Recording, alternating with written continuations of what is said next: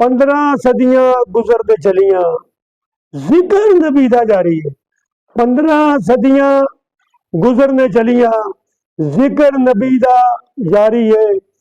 पाक नबी दे जिक्र दा सदका वसदी दुनिया सारी है।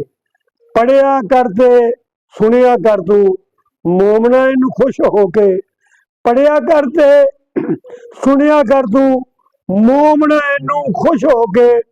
पाक कुरान की सूरत दे विच रब ने नात उतारी है।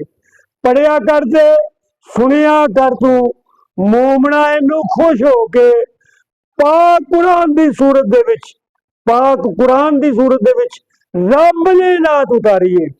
पढ़िया करते सुनिया कर तू मोमना इनू खुश होके।